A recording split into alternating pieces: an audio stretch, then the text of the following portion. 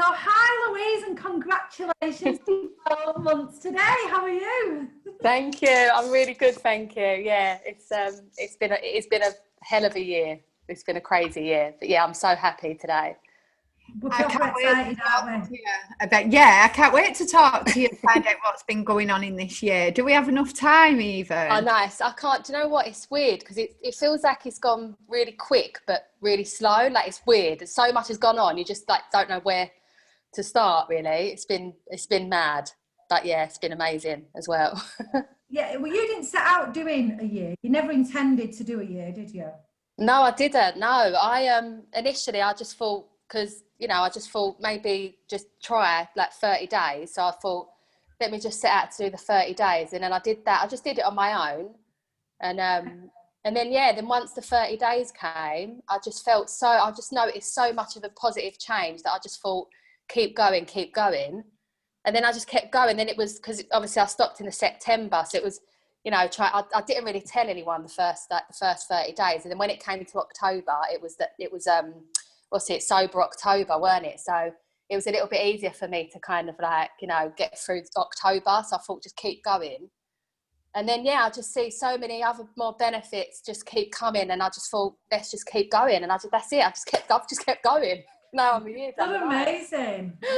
It's I mad. think it really helped people to actually hear, what were the challenges at the beginning, and then, what were the benefits. Should we start there, Lisa? No. Yeah, sure.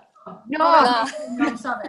I actually want to know what actually compelled you to stop drinking in the first place and to try for 30 days. Sorry. Yeah, that's all right. It's all right, boss. I'm all right about this. We might as well start at the very beginning, haven't we? Like, what reason?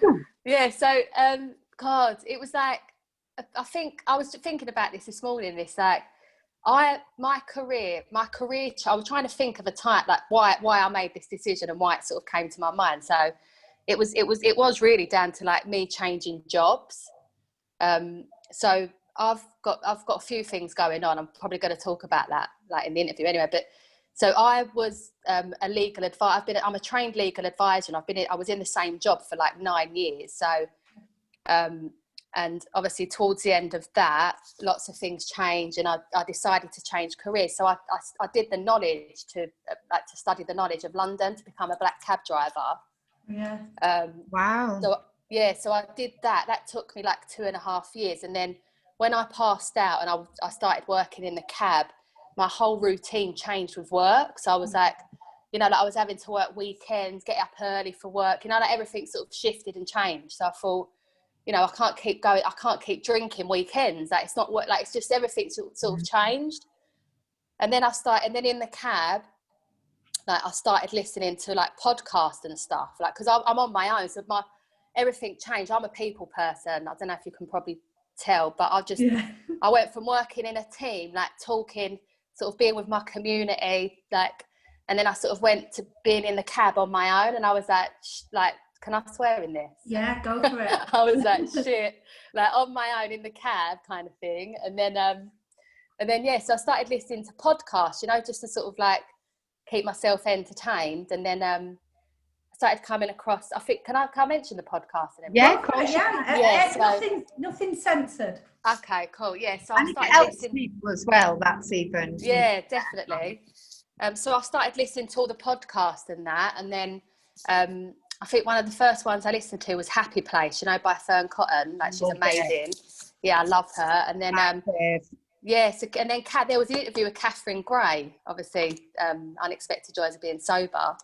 And so I just started thinking that maybe what if I could, that's it, that's where it sort of sparked it all really for me. And then I just started thinking, why not just see if I can like try it.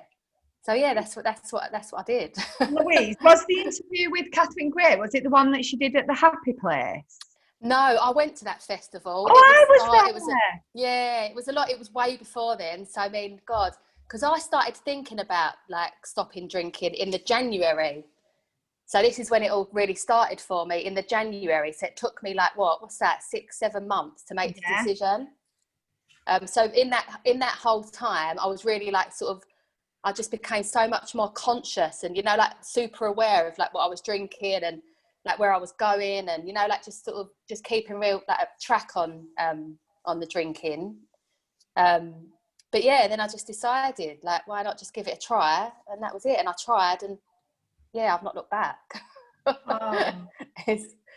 Yeah, so it was. Find that first 30 days. Like, can you remember it? Can you remember the? I can remember it. Yeah, I'm not gonna lie. It was a struggle, like, because obviously, you know, you two, like, you do a lot of work like with the mind, and you like understand that like the subconscious and everything. And it's obviously it's your brain. You're used to doing that. It's like a habit, and every weekend, like, because I was just like a binge, like weekend drinker kind of thing.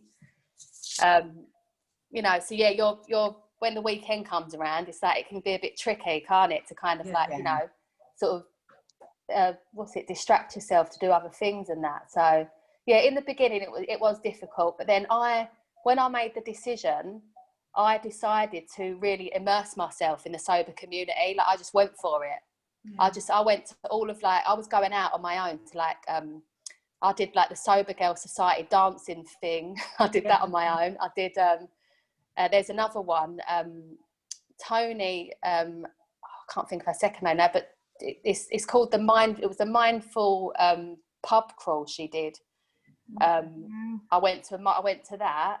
So I started meeting different people to support me, and I also met Sarah. She runs Soberlicious. I don't know if you know that one.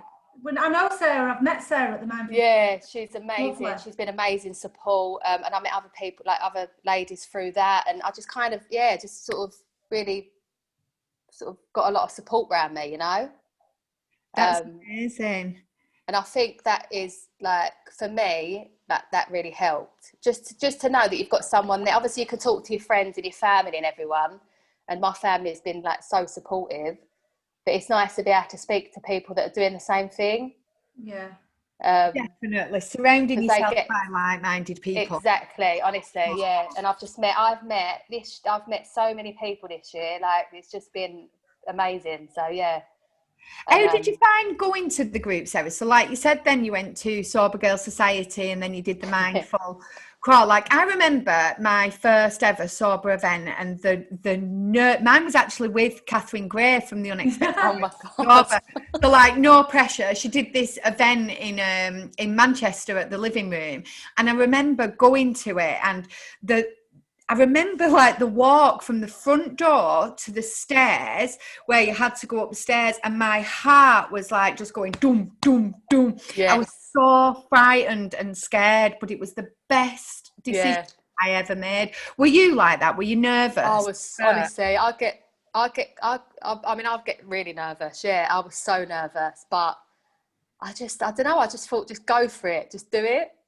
And then once you're there, you kind of like, it settles down, don't it? But no, I was the same. I was so nervous. I was like, what the hell am I doing? Like, my husband was like, I was going to all these things, and he was like, where are you going tonight? And it was like, do you know, it was like, yeah, I was so nervous. But it makes you brave, sobriety, doesn't it? It does. Do you know what? Yeah, it does. I feel like my self-esteem has gone like sky high. Yeah, there's no. This is the thing. Like, during lockdown, I had a couple of wobbles, you know. And because it was obviously difficult for everybody to, you know, get through like this crazy whatever we're going through now still. But we're trying not to talk about this, Louise, because I know. It's been a crazy time. And what with what with all the like, you know, like all them memes, everything that was coming through like social media, everyone seemed to be drinking, and I was like, oh my God. And a couple of times I just felt like, you know, pressing the F it button, but I didn't. But I've kind of like, I've built like new habits into my daily routine. So I kind of like just lean on them now every day if I need to release. And what kind of things do you do then, Louise, to distract you? You know, like you just said, you built some new habits. Because people often ask us, well, in fact, they ask us all the time, what we're going to do instead. So what kind of picked up? Yeah, so I do. I love running. Like I really enjoy running, and I've kind of picked that up sort of, well, the beginning of lockdown really, and like I love like meditate. I do my meditations, and I just, I go for like a walk in nature. You know, like I love nature. So I love being sort of surrounded by all the trees. I'm just going to sit in the park and sit by a tree. But yeah, it's just building like healthy, like good habits, isn't it? You know, that sort of make you feel better. And it definitely just helps me to release. Obviously your mums as well, so you know, like the kids can be, you know, sometimes it can get a bit on top of the kids, stress and everything. So again, that was another thing, just take yourself away, go for a run, and I'll just blare some music. I love a dance. I put the music on and just dance in the kitchen. Love it. The kids probably think what have you done before then? So like you say, you love nature now and you love running and going for a walk, and did you do these things before, or is this I did, yeah, I did, but it's just different now. Like it just feels different. Yeah. I think because you're more present and you're sort of in the moment, like you just appreciate everything so much more, don't you? Yeah, definitely. I think that's one thing it's definitely brought to both of us. Like I find myself saying things that I used to go, oh, what are they on about? You know, like I'm saying I'm so grateful I met you, and then I'm like, oh, what's going on here? Like, grateful. It's all trees now. Oh my God, honestly, I look at the sky I sit and look at the sky for hours.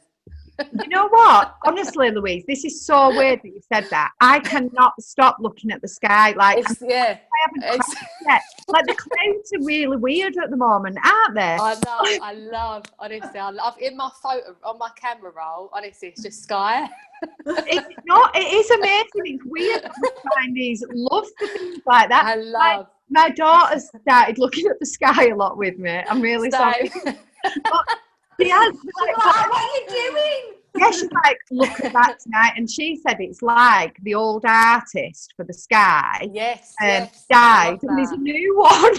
That's what, because it's so weird at the moment. Yeah, no, I love it. I find it so calming. Like, we just, when we're in the park sometimes, I get their kids today with me and we'll just draw pictures with the clouds in the sky. Love it.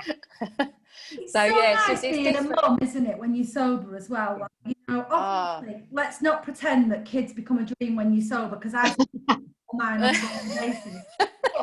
It's so much better, like, and they think so, you know, like my kids, my daughter, the middle one, has actually said, I'm so glad you're sober. And honestly, I wasn't ever like pissed in front of them.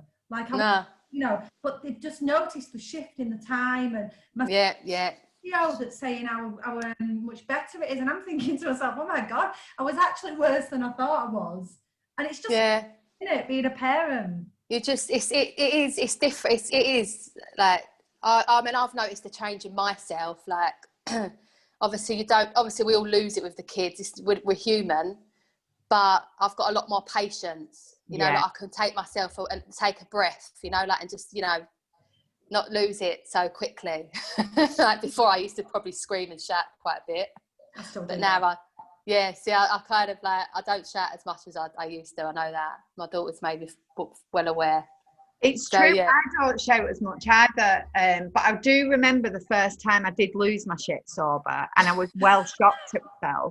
I was like, oh my God, you know, I was floating around on my pink fluffy cloud. World was amazing. It was all fantastic. And then I just absolutely lost my shit. And then sat there afterwards like, oh, maybe I am real. Yeah, no, it is. It's normal. It's fine. She actually phoned me up now. She phoned me up and she went, I don't believe what's just happened. Is it the time in the car? Yeah. Oh, that was awful. No, it wasn't. That was awful, that one. I just completely lost my shit. Like, oh, right.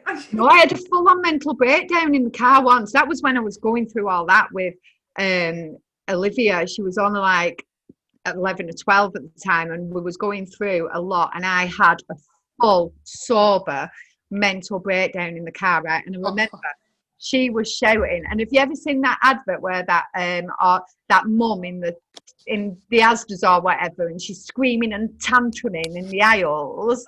That's what I was doing. So she was like being really cocky to me, and I was doing it back, and then I was like screaming, and like honestly, like it weren't, but that was the time I thought. It's not true. I've lost my shit a lot of times, so but it wasn't that drug. Thanks, Alex. I'm a lot calmer though, I must say. It does make you calmer. I wanted to ask you, because you mentioned your husband as well. Yeah. So what's that like? What's he think about you stopping drinking? Do you know what? In the beginning, I was obviously you're scared, and you're worried that people are going to think you're going to be boring, like you can't enjoy yourself. Like, I don't know. I was a bit worried, but he has been like so supportive.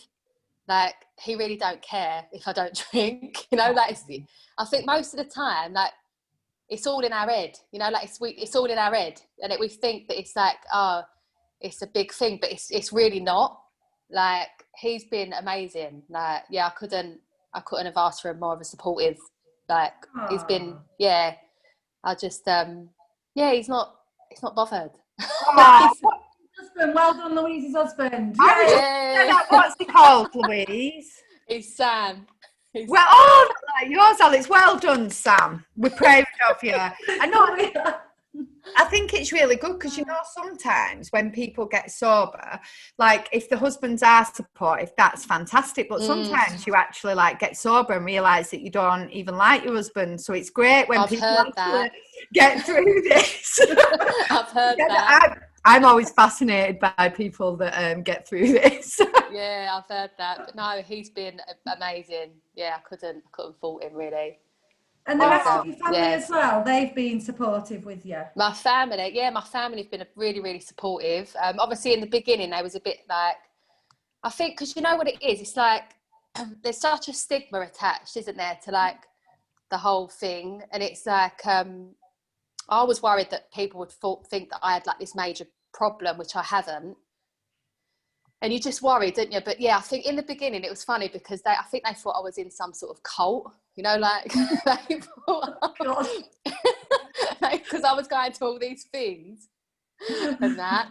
That is what it's like. I can laugh about it now, but at the time I felt a little, you know, you feel quite isolated, don't you? I was like, oh my God, like, and what am I doing? But yeah, persevered, and now they've been amazing. Like, so they're proud of me. They are proud of me. So it's yeah, it's all You're good not the now. first person to talk to us about being in a cult. We've got some we know about, and at the beginning, she's actually sober now and doing really well. But at the beginning, she was like, "I'm a bit worried. Is it a cult?" Because everybody. No. We were like, you know what? I've never thought about it like that, but yeah, I think it's a bit of a cult. It is a bit like a cult. It's like, it's a good one though. You know what? It's a good thing. And in truth, anybody can join it. Like, you just have to get sober. Yeah, it's just, yeah, I love the idea of cults though. I'm a bit of a weirdo like that. Like, when I was a teenager, I dreamt of growing up and being in a cult. You're in one. In fact, you're the leader of one. Leader of the cult. Yeah, but there's not been no, like, I've had no major like problems or no. I've not met anyone.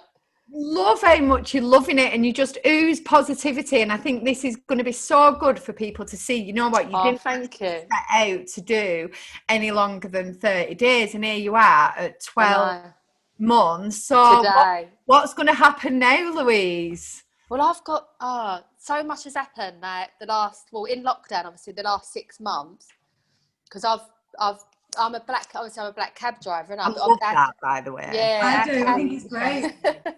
Our trade got really hit hard, obviously, during the pandemic. So I'm fortunate I've not been able to work in the cab, but I've always had a passion. I don't know if you follow me on my foodie account, my business account. Yeah, Queen of Yeah, that's it, Queen of Tarts. Yeah. So, why have I never connected you two? I'm sure I have.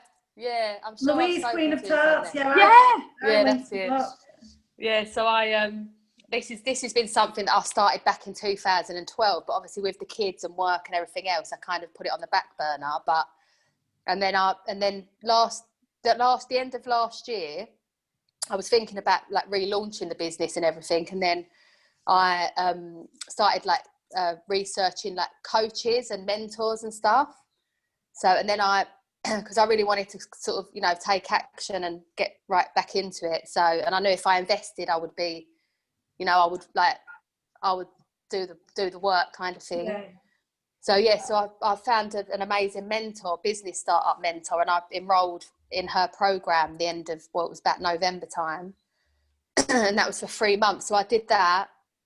And then we sort of completed in the March, just like, you know, like when the pandemic really hit, it was such a crazy time.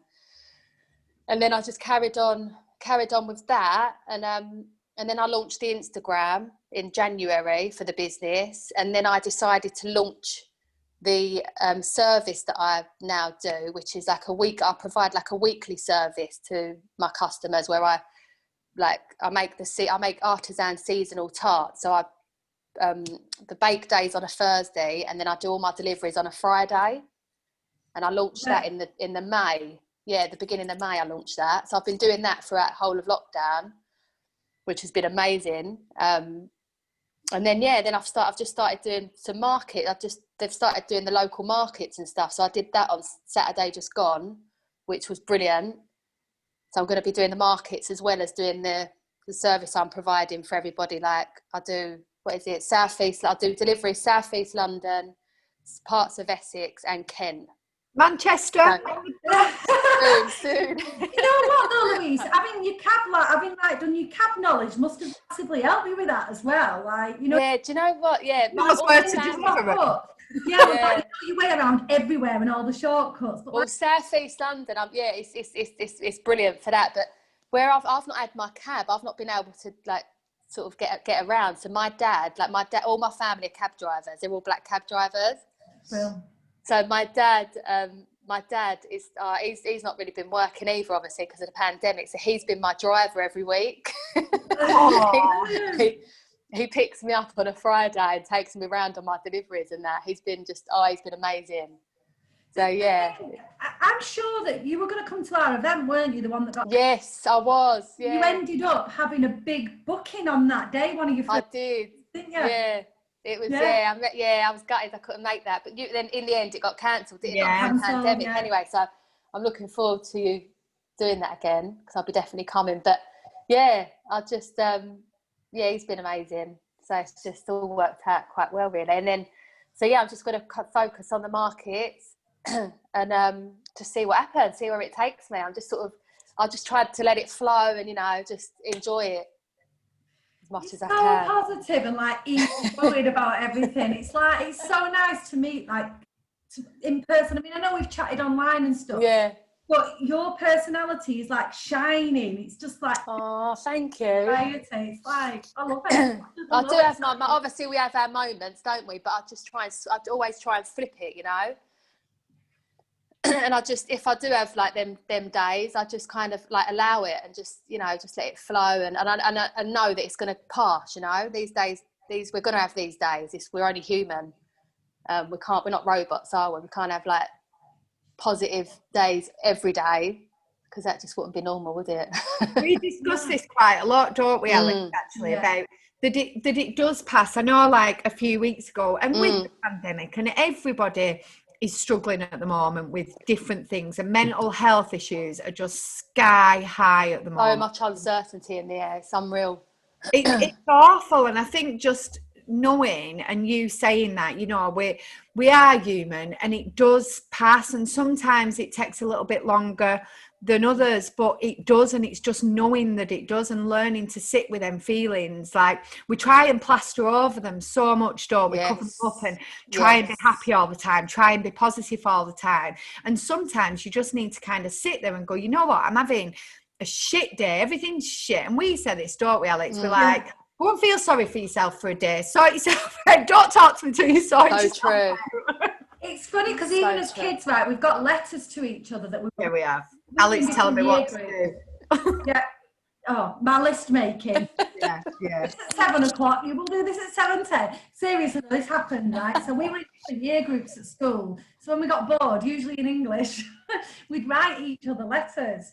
Got caught, which is great. But we've still got one each, and like on the one what Lisa's got from me, there's a list of things that she had to do, like 7 o'clock meet Alex, 7:05 Loads of bull. No, she's got, this is how bad she were at lists, Louise, right? And I don't even know, but this is funny because we've not actually spoke about this, and she still writes me lists now, and I ignore lists. Like we've got shared things on our phones, right? So we've got lists that she keeps adding to all the time. But on this list, it says 7 o'clock wake up, 7:05 brush teeth. This is how bossy she's always been, right? Told you to brush your teeth now. Let's clarify. That was Brush your 11. Well, yeah, we have these lists, and then we have, because we used to walk and meet each other halfway, so she'd said a setting off time, but I know her, and I know, right, I used to always walk so much further because she never set off on time, so she didn't even stick to a sodding list. Anyway, not why we've gone on about that. I still don't now, right? I still don't do it now, because even now she'll say, right, what time are you getting to mine if we're going to work for the day? And I'll say, what percentage? She'll go, is that the time you're leaving, or is that the time you're getting on? And she's like, oh.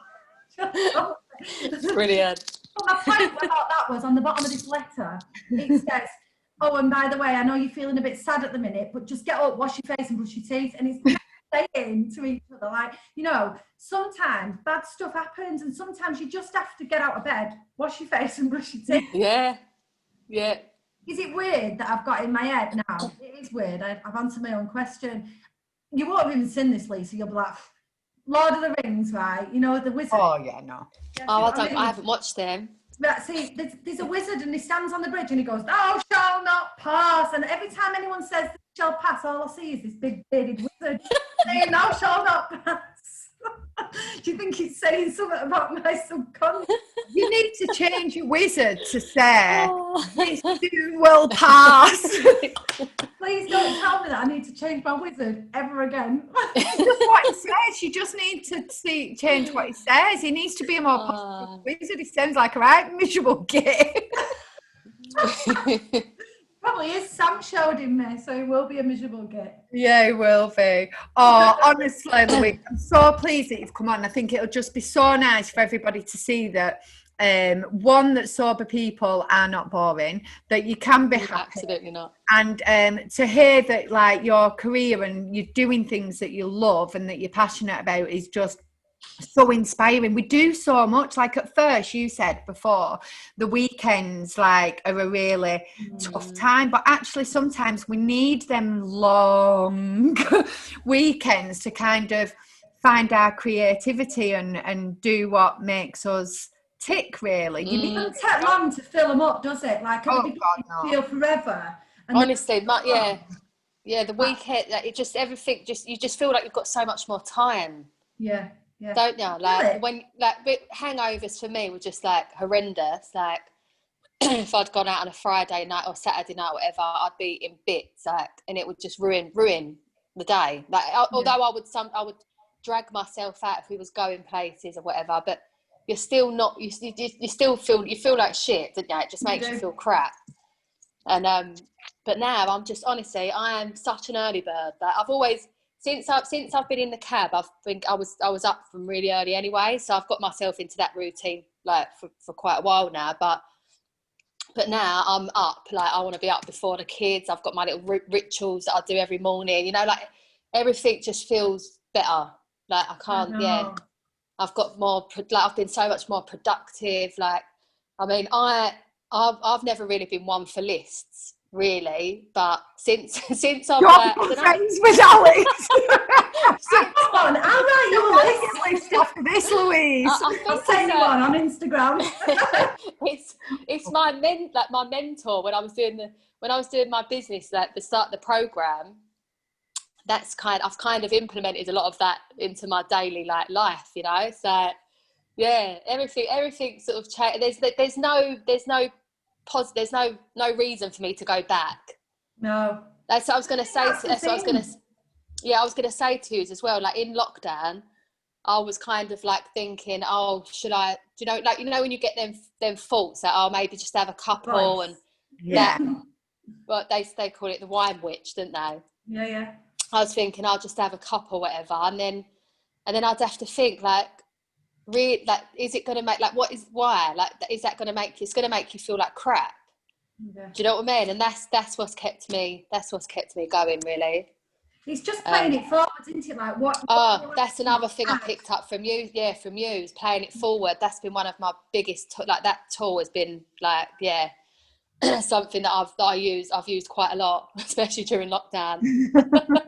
It's so important because that voice is a real cow. It comes and it's like, well, you know, you've done a year now. You could just, you'll enjoy one, and then you do start to listen to it, and it's there, and then you have to think, right, what will alcohol actually add? It's going to add nothing. It's going to take away everything that I'm going to feel failure, and that's something I just wanted to talk to you about. Like, we've got some people who, you know, at the beginning, you said it took you from January to September to make the decision. People in that decision-making time are very much stop, start. It's part of the same thing. It's just that you was decision-making whilst drinking and then stopped. Yes. But they can be stop, start. And I think that stop, start can be really destructive because this themselves that I can't stop by going back. Have you got any, this is a question that I'm sorry, I won't prepare you for, so if you say no. Have you got any kind of tips for anyone who's struggling in those really early days just to get past that initial negative?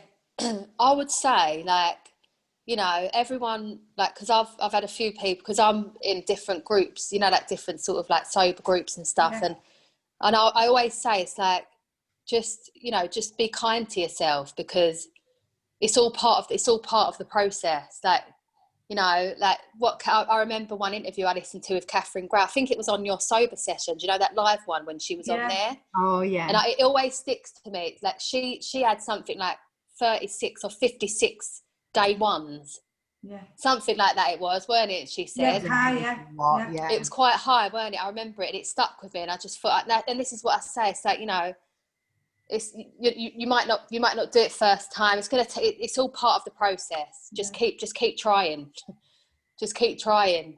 And the thing is, if I think for me, like when I made the decision, like I wanted to stick to it. Yeah. Everyone's different, and everyone kind of does. Everyone's different. But for me, when I made the decision, I mean, like you say, it took me that time to make the decision. Yeah. But during that time, I was very much conscious about like what I was drinking and stuff, you know, like I was really super conscious of like, you know, maybe not going too over the top when on a night out and getting too drunk, you know, do you know what I mean? So it's just, everyone's different. I just think you've got to just try and just keep going. Connection in groups is like the biggest part of your success. I think that, I like I said in the beginning, I threw myself into the sober community. Yeah, because I know it's not an easy thing to do. You know, it's a big decision. It's a big change, and a lot of people, like for people that I speak to, there's a lot of obviously the stigma attached to it. Like people are just worried about what other people think. You know, like so that holds a lot of people back, because that was something that I was really scared of in the beginning. I'm not going to lie, like I was worried about what people thought. But obviously, as I've gone along now, I realise that it's not about them. It's like it's about me. Like it's my decision. But yeah, it's just that I think that definitely did help me in the beginning, and still does now to this day. Like if I'm having a shit day, you know, it's nice to be able to just reach out to one of your sober ladies and say, "Oh, how are you getting on today?" Blah, blah. Do you know what I mean? Just sort of keeping in the loop. And it's also nice to have, obviously I've got my friends who I see, but I've got another group of friends if I want to go out for a meal, you know, it's nice to have that. It's just a different, I don't know, it's just like, it's nice to have that community there. Yeah. Do you still socialise with your drinking friends? Yeah, I do, yeah, because of lockdown and everything, we've not really been out, have we? Like no one's really been anywhere. But yeah, I don't feel it doesn't bother me being around people drinking. Like obviously, you know, when it gets to that certain point, I'm like home time kind of thing. But yeah, I can be around people drinking and that don't bother me at all. You still join in with the fun side of it, and that's the thing. It's like I've always been like party girl kind of thing, and then. Like, but I've always thought that I needed to have a drink. Like, although I'd still dance sober and all things like that, but you sometimes feel like you need that drink, don't you, to kind of like make you, to relax you, to sort of, I don't know. But no, I can party. Like I've not been to a rave yet, but that's my thing. Like once the raves are open again, I'm there. Like, I can't wait. You can't, can you, Lisa? No, well, no, I never really did the rave scene. I was a young mum, so I kind of missed out on that. But my eldest daughter's a bit of a raver. She tells me she looks like one. She's a bit of a bugger. But we did, as part of like one of the Be Sober groups, we did Morning Glory for. I've not been. You've got to do it, Louise. Yeah, I really want to do with that. You saying you're quite an early bird now. I think it'd be something that you'd really, really enjoy. It's like weird but fantastic, and it's amazing. And we all went, and everyone was so nervous about maybe dancing. But they have routines, which is really good when you're dancing. So you can't look daft because they're telling you what to do. All this, like, that's not a rave move. I'm aware of that. Just for those people who are listening and not watching, Lisa was actually doing staying alive. Yeah, I was. That is what we're doing. But they have routines. But like, they have all this music on, and they have people dressed up and dancing and doing weird stuff, and then they have acrobats, and then you can go to like another room and they've got like Reiki sessions or morning. Oh, see, I love all that. I had like a lady that did a healing on me. She sang to my leg for about 10 minutes. Let's change subject. It was like, honestly, you would definitely have thought everybody was like on drugs or drink or something, but they weren't. It was just amazing. It was, you've got to do it. Yeah, this is where we're so different, Louise. Right? Like, Lisa, are you not into that? Somebody singing to her leg is even semi-normal, and I'm just like, you needed to be arrested. I would actually just say, what are you doing? My legs on. I've got to tell you this a bit because I am open to everything, right? But this one was a bit weird to me because what actually happened, and this was a weird moment, not the singing, I'm into all sound healing and things like that, but she kind of scanned my body, and then when she got to my knee, she spent ages there like doing this like voice song thing, right? And then when she finished, and then she looked at me and she went, what was that about? And I thought, well, I don't know, you were doing it. So I was just sat there. Awkward. She went, oh, what was that about? Your leg clearly drew her to have a little sing-song with it. Like, you must have love that. Happy knee. I know, I'm happy knees, that's what I've got. But yeah. On that note, Louise, I just want to say thank you so much for joining us. I think people are going to really get a lot out of this. And, I do. you know, 12 months is just incredible. To hear what you've done in that 12 months is just incredible. And I just think there's going to be no stopping you. So thank you. It's been an absolute honour. Honestly, it's been, I've listened to all of you. I binge listened to your podcast when it first came out. Oh, and yeah, I love you've been both have been such an amazing support for me. So I'm so grateful. Before you go, let's just give a little bit of a plug for where people can follow you and your business, because it'd be lovely to get a few people seeing what you're doing. Yes, that'd be amazing. So I've got my Instagram handle is at Lou Queen of Tarts, LOU Queen of Tarts.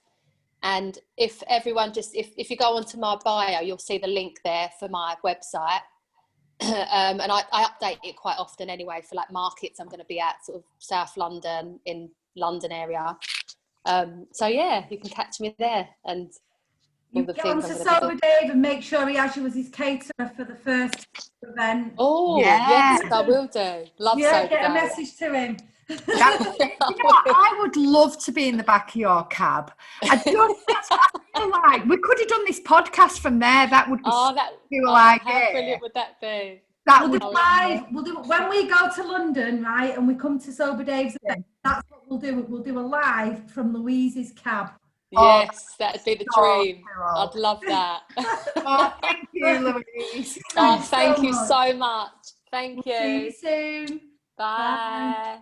Thank you.